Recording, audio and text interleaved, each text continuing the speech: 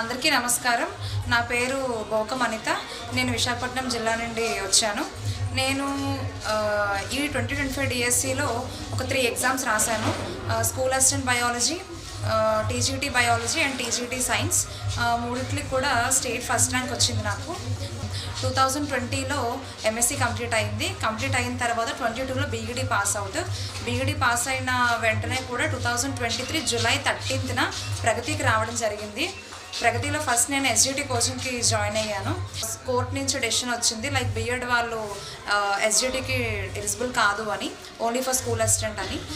So that అప్పుడు sir ఏం చెప్పారు అంటే, మీరు ఎవరూ వెళ్ళొద్దు, కొన్ని వెళ్ళినా మళ్ళీ వచ్చి ఇక్కడే ఉండండి, మీకు మళ్ళీ ఫీజు లేకుండా ఫ్రీగా స్కూల్ అసిస్టెంట్ కోచింగ్ ఇప్పిస్తానని మాట ఇచ్చారు. అది ఎంత తక్కువ మంది స్ట్రెంత్ ఉన్నా కంపల్సరీగా మీకు స్కూల్ అసిస్టెంట్ బ్యాచ్ని నడిపిస్తానని చెప్పారు. సో స్కూల్ అసిస్టెంట్ బయాలజీలో అప్పుడు కోచింగ్ తీసుకున్నాను. సో అప్పుడు తెలిసింది టెక్స్ట్ బుక్స్ అనేవి ఎంత ఇన్డెప్త్గా చదవాలి. ఇక్కడున్న సర్స్ కూడా టెక్స్ట్ బుక్ని సింప్లిఫై చేసి నోట్స్ రూపంలో మాకు అందించారు. సో ఆ నోట్స్ కూడా ఈజీగా మేము ఫెయిర్ చేసుకొని, ఆ నోట్స్ మాకు రివిజన్ టైంలో చాలా ఉపయోగపడింది. ఫస్ట్ నోట్స్ అంతా రివైజ్ చేసేసుకొని నెక్స్ట్ మళ్ళీ టెక్స్ట్ బుక్లో కీ పాయింట్స్ అన్నీ సెపరేట్ ఒక చిన్న పేపర్లో కానీ చిన్న నోట్స్ లాగా ఫామ్ చేసుకొని మేము ప్రిపేర్ అయ్యేవాళ్ళం. తర్వాత కొంచెం హెల్త్ ఇష్యూస్ వల్ల ఇంటికి వెళ్ళి ప్రిపేర్ అవ్వడం స్టార్ట్ అయింది. కానీ ఇంట్లో ప్రిపేర్ అయినా కూడా ఇక్కడే ఆలోచన నాకు, అంటే ఇక్కడ ఉన్న స్టూడెంట్స్ 24 hours చదివేస్తారు కదా, మేము ఇంట్లో టైం వేస్ట్ చేసుకుంటున్నాము. అలా కాకుండా ఇవే గుర్తు తెచ్చుకుంటా ఎవ్రీ మినిట్ కూడా టైం వేస్ట్ చేయకుండా కొంచెం షెడ్యూల్ ప్రకారంగా, అంటే పర్ డే అన్ని సబ్జెక్ట్స్ కవర్ అయ్యే విధంగా నాకు ఏది టఫ్గా ఉన్నాయి మార్నింగ్ టైం చదువుకోవడం, అలా కొంచెం ప్లాన్ చేసుకొని క్లియర్ చేసుకునేవాళ్ళం. పైగా ప్రగతి ఆన్లైన్ టెస్టులు కూడా రాసేదాన్ని ఇంట్లో ఉండి.